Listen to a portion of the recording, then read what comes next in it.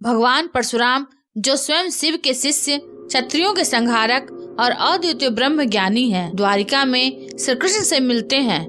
यह मुलाकात केवल गुरु और देव के बीच का संवाद नहीं थी, यह थी धर्म, नीति और समय के रहस्यों का आदान प्रदान। द्वारिका के स्वर्णिम महलों में एक दिन सुदूर से एक दिव्य रथ आता है।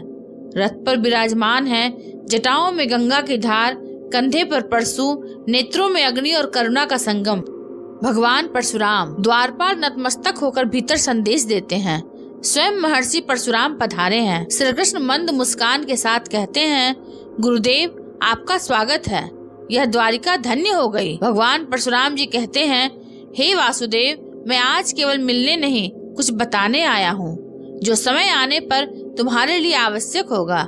श्री कृष्ण कहते हैं, गुरुदेव आपके वचनों में ब्रह्मा की गूंज होती है, कृपा करके कहें आप किस रहस्य के साथ आए हैं। परशुराम जी ने कहा, वासुदेव, समय का चक्र निरंतर घूमता है, धर्म और अधर्म का संघर्ष कभी थमता नहीं। मैं उन युगों का साक्षी हूँ जब क्षत्रियों ने धर्म से विमुख होकर अत्याचार किया और मुझे उन्हें नष्ट करना पड़ा। पर याद रखो, हर बार तलवार नहीं चलानी होती, कभी कभी मुस्कान, धैर्य और रणनीति भी तलवार से बड़ी होती है। परशुराम जी ने कहा, तुम जानते हो मैंने 21 बार पृथ्वी के क्षत्रियों का संहार किया, यह मेरी प्रतिज्ञा थी। पर हर बार मेरे हृदय में एक प्रश्न उठता था, क्या केवल युद्ध ही समाधान है? मेरे शिष्य भी हुए जिनमें कर्ण जैसा अद्वितीय धनुर्धर था, परंतु उसके जीवन का सत्य, उसकी नियति सब नियत समय पर प्रकट हुआ। कृष्ण, एक दिन तुम्हें भी अपने किसी प्रिय को धर्म के लिए बलिदान होते देखना पड़ेगा। उस समय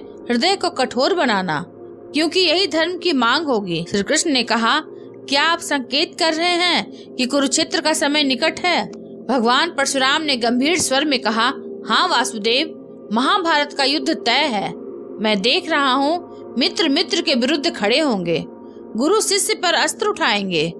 तुम्हें एक सत्य बता दूं, इस युद्ध में विजय केवल उसी की होगी जो धर्म के साथ होगा, परंतु तुम्हें वह भी करना होगा जो कठोर प्रतीत होगा। एक दिन अर्जुन को बचाने के लिए तुम्हें अपने ही परम भक्त को रणभूमि में सोने भेजना होगा, और वह भक्त होगा कर्ण। यह निर्णय तुम्हारे भीतर तूफान उठाएगा, पर यह युद्ध और भविष्य के लिए आवश्यक होगा। परशुराम जी ने कहा, कृष्ण, मैंने अपने जीवन में 3 बातें सीखी हैं। धर्म स्पष्ट हो, चाहे कितना भी कठिन समय हो, उसका पालन करो। मित्र और शत्रु में भेद करते समय भावनाओं को अलग रखो। समय के प्रवाह को पहचानो, क्योंकि जो समय को समझ लेता है वही युगों का स्वामी बनता है। तुम्हारा मार्ग कठिन है वासुदेव, पर तुम्हारे पास वह धैर्य है जो पर्वतों को भी झुका दे। जब रणभूमि में सब भ्रमित हो, तुम धर्म का ध्रुव तारा बनना। श्री कृष्ण ने गंभीरता से कहा, गुरुदेव, आपके वचन मेरे लिए दीपक के समान है।